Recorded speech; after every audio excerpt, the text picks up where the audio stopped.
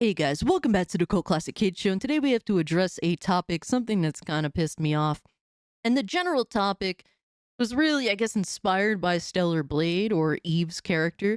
And really, I don't know if you guys know this, but I love Bayonetta. She's actually one of my all-time favorite video game characters.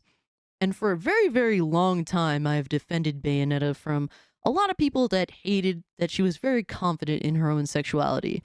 Now, what's pissed me off about the discourse surrounding Stellar Blade and Eve's character and Eve's voluptuous body and all that is really people pretending that Bayonetta wasn't hated for so many years. And I think, I think I must do my due diligence, not just for me, because I wasn't the first on the grounds of defending Bayonetta. I definitely wasn't the first, but I've spent a lot of years defending this character from people that are prude losers. And I think it's fair to do my due diligence for people that have been defending her since the very start, since 2009. Okay, it's been 15 years. And people want to pretend that this character wasn't hated for being, confident in her sexuality.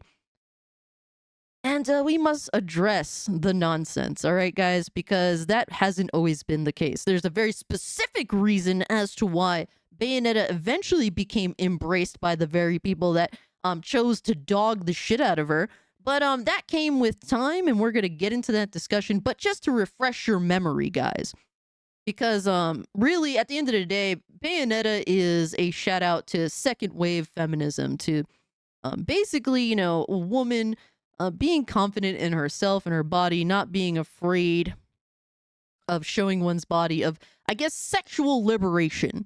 It's something that in my personal opinion, was needed.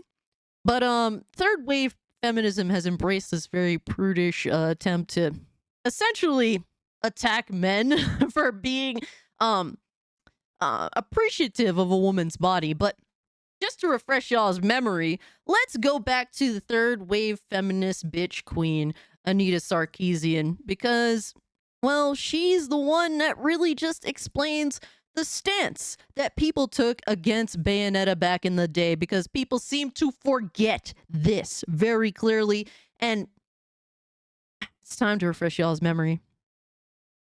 And thanks to Nasty Opinions for doing this re-upload, because I guess this video had disappeared. But we have Feminist Frequency, Bayonetta, and the advertising original.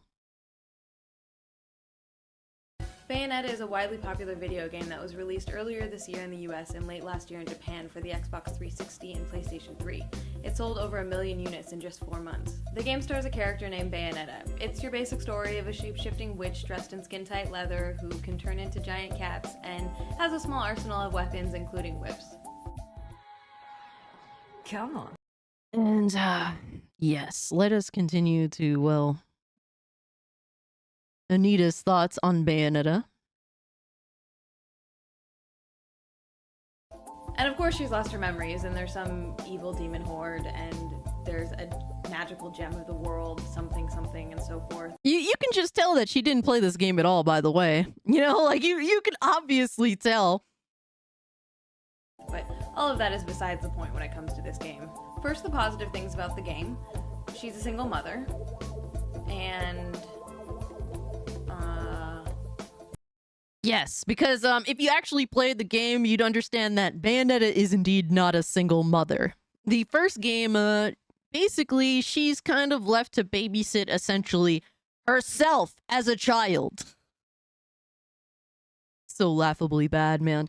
These are the people that we let infest our video games, by the way. Now these fucking scumlords like Anita Sarkeesian, these stupid cunts, are in our space. People that don't even like video games, people that have grifted on our hobby. But yeah, this person was allowed to have a say in video games and to influence video games for the worse, in my personal opinion. But she continues on to go into the bad, and it's a whole rant. It's a clown rant. That's kind of it. So on to the negatives. She carries with her 4 pistols, 2 of which are strapped to her high-heeled boots, which provide the perfect opportunity for her to contort her body into pornographic poses, including spreading her legs and doing a little flip in the air to kill the bad guys. When she lands, she does a little sexy pose for the player, complete with the sound of a camera shutter snapping. But it gets even better, because one of her most powerful weapons involves her stripping all her clothes off and turning her hair into an evil demon weapon fighting machine. Did you get that? So basically, she's like, the best way I like to describe her is Japan's Catwoman, which is absolutely nothing wrong with that. These are characters that are independent, confident, amazing in their own right, sexually liberating. Nothing wrong with that at all by any means. But Anita, a prude in her own right, has very much a huge issue with this, particularly because, well, mostly men play video games. The whole taking all her clothes off in order to use her hair as a weapon? Because clearly you can't use your hair to drag demons down to hell if you're fully clothed. Predictably, the internet is now infested with gamers' screen captures of various ways that they got Bayonetta naked. As if this pornographic, overly sexualized, animated representation isn't bad enough, the way that Bayonetta restores her power is by sucking on a lollipop. Yo, she's so mad. But this is how her types thought of Bayonetta back in the day. So I'm tired of people pretending that this wasn't a stance that was taken back in the day that we adherently stood against. Well, at least I did, as well as others that were even, into Bayonetta before I was. But I'm not really here to discuss the overly sexualized adolescent male fantasy that Bayonetta is, but rather talk about part of the game's marketing strategy. To advertise the release of the game, its marketing company placed 2 6-foot-long banners in Shinjuku Station in Tokyo. This ad featured the Bayonetta logo with a large rectangular space filled with small cards that enticed passersby to peel them off and take them home. The cards had a lipstick kiss on the front and Bayonetta's gun-strapped leg on the inside. Once a few of these cards were removed, it was clear that Bayonetta was lying naked underneath. She only had her hair wrapped around her body to cover up her naughty bits. Yes, that's right, not So, yeah, good marketing strategy, guys. But apparently, this is bad. And this is a direct reaction on, apparently, society, or the bad portions of society. only is the game created to and encourages players to undress her during gameplay, because it's basically a choose-your-own patriarchal adventure porno fantasy. But now the advertisers are inviting passersby to physically strip her naked in the subway station. Instead of being at least a little bit outraged by this, bloggers all over the internet were celebrating this as an innovative and successful ad campaign. Women's bodies are constantly used to sell products, including video games, specifically targeted at young men. But this interactive ad campaign takes objectifying women's bodies to a whole nother level by asking people to actively participate in doing misogyny. The ad encourages Good. participation in physical harassment, and this is especially alarming in context of how women are treated in Japanese subways. In 2008 in Tokyo alone, there were 2,000 reported cases of men groping women, and that's only the amount that was reported. And somehow, Bayonetta is responsible for this. Look, we do not here at all, support any of this bad behavior. Obviously, all of this stuff that she's talking about is not even remotely acceptable.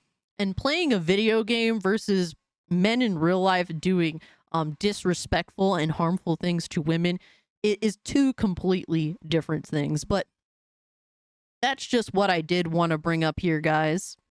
Because a lot of people seem to forget this stance that was taken. Now, what has changed since then? Well, basically, Bayonetta 2 came out. And Bayonetta 2 had essentially alluded to the potential reality that Bayonetta and Jeanne, her female counterpart, who is another, well, she is another female character in the game that is a witch, just like Bayonetta. And it could be implied and was definitely embraced in the community as potentially Bayonetta being gay and Bayonetta and Jeanne potentially being in a relationship together. Now, for me personally, I also thought it was true for a long time, which I didn't mind at all. I thought that they would be a good fit for each other.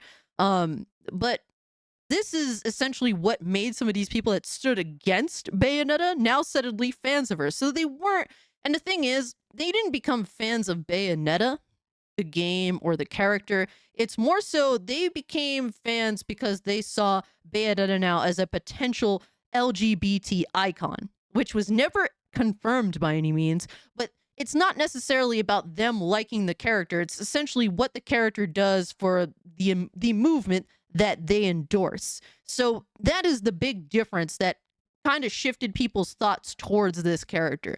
Now, Platinum Games, since then, after the release of Bayonetta 3, has confirmed that Bayonetta is not gay.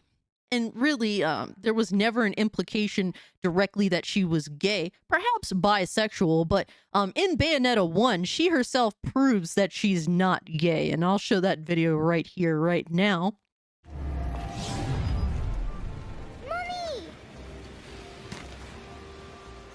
Mommy? You're a mom? You?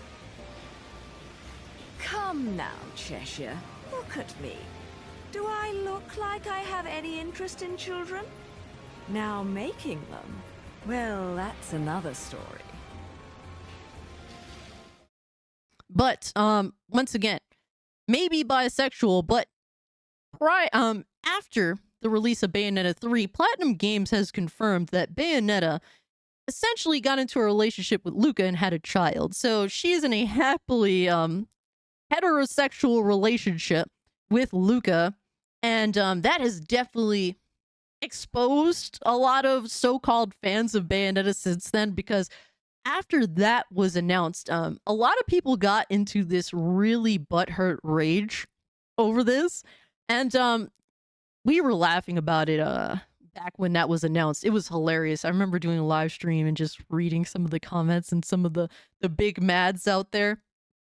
But yes, there's a lot of people that embrace Bayonetta not because they like the character, but what the character, I guess, does for their movement. And it's just good. I just need to voice this reality that, you know, because the rewrite of history absolutely pisses me off. There are people like me who have been defending Bayonetta as a character that is confident, that is cool, that is a badass female protagonist that should definitely be respected, because she demands respect one way or another, if it be by dissing you with a witty comment or outright kicking your ass.